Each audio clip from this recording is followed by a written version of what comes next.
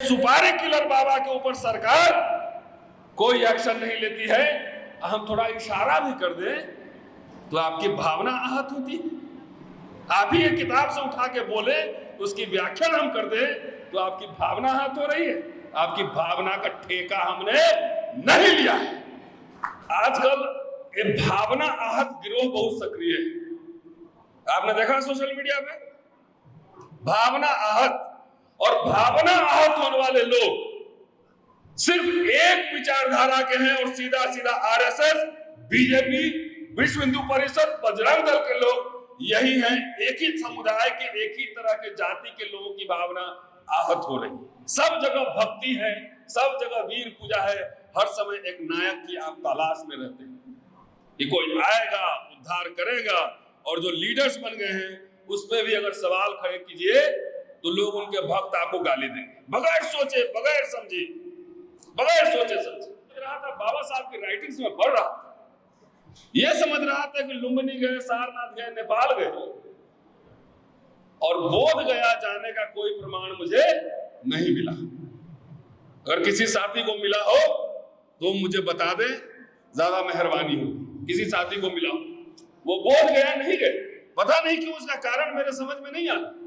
बाबा साहब ने लिखा है कि धर्म की सबसे ज्यादा जरूरत जो है वंचित जमात को होती है, दलितों की को होती है, उत्पीड़ितों की होती है, उनकी होती है। धर्म की ज्यादा जरूरत होती है। बड़े लोग के लिए तो बटर मक्खन मिलता है, चिकन बिरयानी खाते हैं, वो आराम से सोते हैं, फिल्म देखते हैं, उनको धर्म की जरूरत नहीं।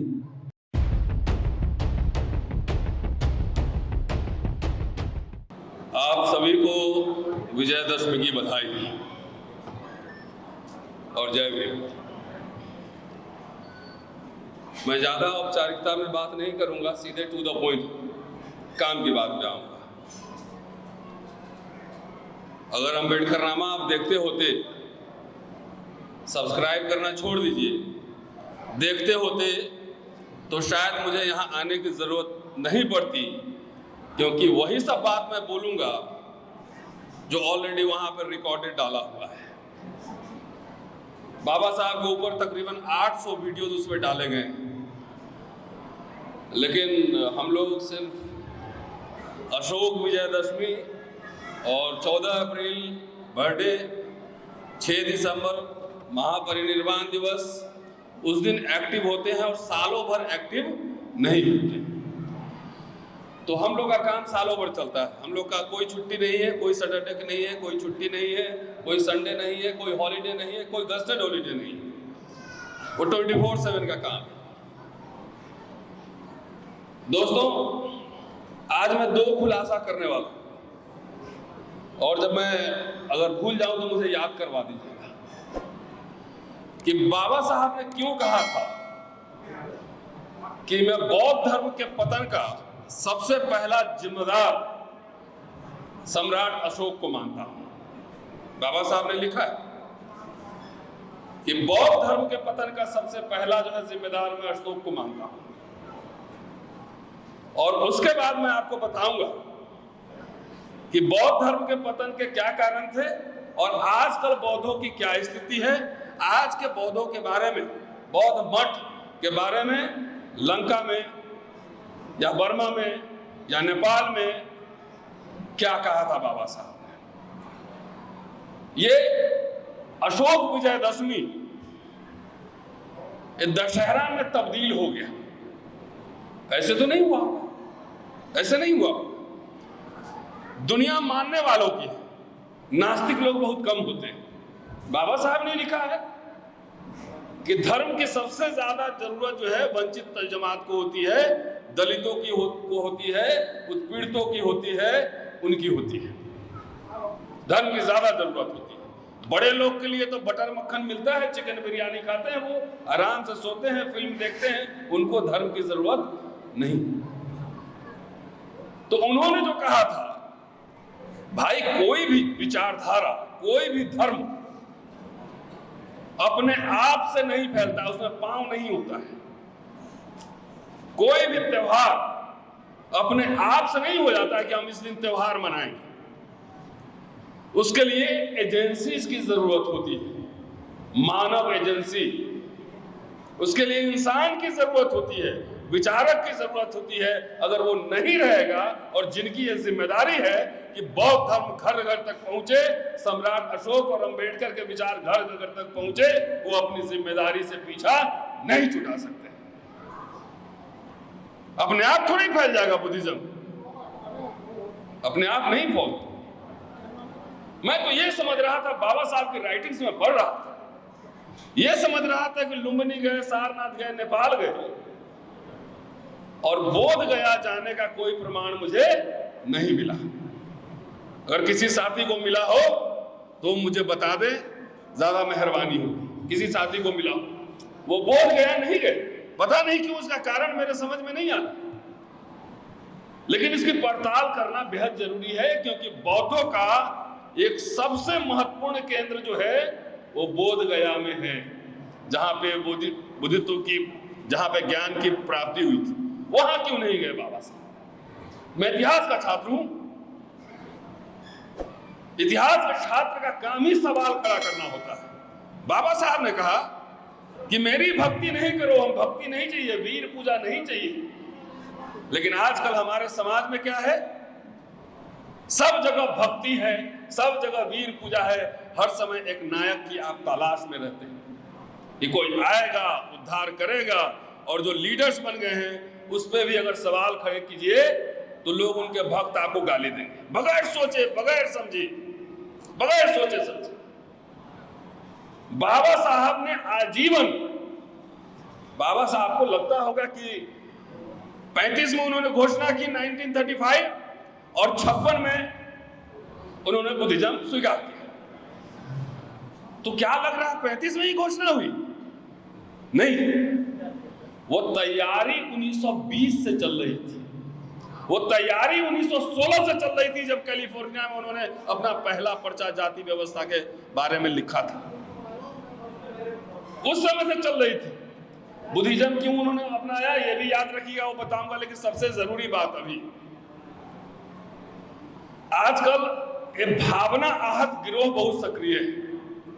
आपने देखा सोशल मीडिया पे भावना आहत, और भावना आहत होने वाले लोग सिर्फ एक विचारधारा के हैं, और सीधा सीधा आरएसएस, बीजेपी, विश्व हिंदू परिषद, बजरंग दल के लोग यही हैं। एक ही समुदाय के, एक ही तरह के जाति के लोगों की भावना आहत हो रही है। आपको याद होगा कि पिछले साल मेरी गिरफ्तारी हुई थी, और आप लोगों का बहुत बहुत शुक्रिया कि आपने आंदोलन किया, आपने प्रोटेस्ट किया। मेरा बेल अगले दिन हो गया। मैं डरा था उस समय, नहीं डरा था, चाहे मुझे गिरफ्तार करो, जेल ले चलो, जो मैं कहा हूं उस पर अडिग हूं, अडिग रहूं। उसके बाद राजेंद्र पाल गौतम, याद है अक्टूबर में पिछले साल ही 22 प्रतिज्ञा ली थी, 22 प्रतिज्ञा को भारत सरकार ने ही छापा, और इस गिरोह को जो है ना, उससे भावना आहत हो गई। उसके बाद बिहार के एक शिक्षा मंत्री चंद्रशेखर यादव, रामचरितमानस में उन्होंने भी बयान दिया, पीछे नहीं हटे। और अभी स्वामी प्रसाद मौर्य, इसके बाद उदयनिधि स्टालिन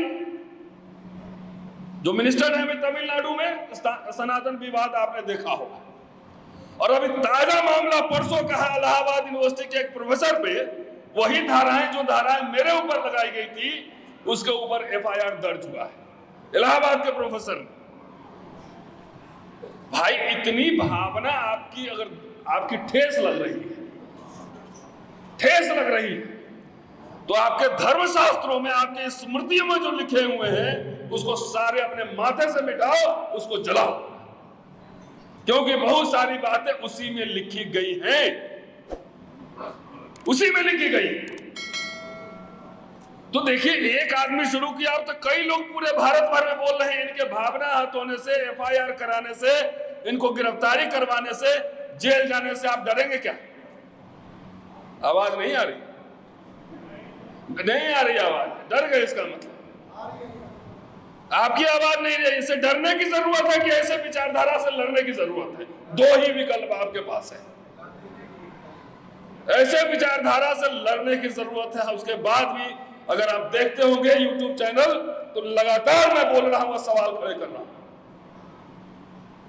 बाबा साहब के जमाने में जितना उन्होंने लिखा है, सुनिए भाई साहब, 1920 में ही वो प्रक्रिया शुरू हो गई थी, जब साहू जी महाराज के साथ मनगांव की सभा में वो गए थे। उस समय ही धर्मांतरण की प्रक्रिया शुरू हो गई थी। अब कैसे, मैं बता रहा हूं। उस सभा में कम लोग आए थे, सभा में कम लोग आए थे, तो बाद में पता लगाया गया कि कम लोग क्यों हैं। तो पता लगा कि यह अफवाह उड़ा दी गई थी, यह अफवाह उड़ा दी गई थी कि यह धर्मांतरण करने वाले लोगों की सभा हो रही है, कन्वर्जन करने वाले लोगों की सभा हो रही है, इसलिए लोग कम आए थे। 1924 से लेकर 56 तक के भाषण का मैं संकलन एक प्रकाशित करने जा रहा हूं हिंदी में। उसका नाम ही है धर्मांतरण। समय और संसाधन का अभाव है, इसलिए वो पब्लिश नहीं हो पा रही है, लेकिन पूरे 3 बरस मैंने लगाई, 3 बरस, कि उन्होंने क्या क्या भाषण दिया था, क्या क्या बोला था। अभी समय का अभाव नहीं तो कुछ रेफरेंस में निकाल के लाया था कि वो धर्मांतरण करने से पहले वो नामांतर पे विचार कर रहे थे, वो देशांतर पे विचार कर रहे थे, सारे विकल्प उन्होंने तलाशे। तो सारे भाषण इकट्ठा कर रहा हूं, और जिनको जिनको भावना आहत होगी वो ले जाए, पूरा पैकेज दे दूंगा कि पढ़ते रहो बाबा साहब ने तुम्हारे धर्म के ऊपर क्या क्या कहा है, पढ़ते रहो, और पूरे देश में उसको पढ़वाऊंगा। क्योंकि सब लोग, रिसर्चर का काम बहुत कठिन होता है। जो पढ़ते बढ़ाते, हमारे समाज की एक दिक्कत है, हमारे समाज में सबकी इज्जत है, और रिसर्चर और इंटेलेक्चुअल जो काम होता है उसमें कोई इन्वेस्टमेंट नहीं करता है। करता है जी? बता दीजिए आप, कहीं किसी दल, संगठन, पार्टी में कहीं रिसर्चर है? सब फंडिंग करेंगे, सब जगह, है ना, डिस्को करेंगे, ड्रामा करेंगे, सब कुछ करेंगे, सभा करेंगे, मीटिंग करेंगे, रैली निकालेंगे, सब करेंगे। लेकिन रिसर्चर, थिंक टैंक, शोध, इस पे हमारा समाज, दलित समाज, बहुजन समाज इस पे खर्च नहीं करता है, इन्वेस्टमेंट नहीं करता है। आपकी गुलामी का सबसे बड़ा कारण मैं ये समझता हूं, कि पढ़ने लिखने पे इन्वेस्टमेंट नहीं होता है। तो जिन जिन को भावना हाथ होगी, मैंने कहा एक काम ठहर लो, 80 भाषणों का संकलन है, और इतने कम दाम रखूंगा कि आम लोग भी उसको खरीद के पढ़े कि बाबा साहब ने क्या क्या लिखा है। और भारत सरकार ने ही पूरा कलेक्शन उनका छापा है, मैंने नहीं छापा, उसी में से मैंने छांट के निकाले। आजकल एक बाबा है, उस सुपारी देता रहता है, देखा आपने सोशल मीडिया पे, वो सुपारी बाबा है। वो असली यही है उनका धर्म, असली यही है, समझिए, कि वो कहता है कि उसका स्वामी प्रसाद मौर्य का सर काट के लाओ, 10 करोड़ देंगे।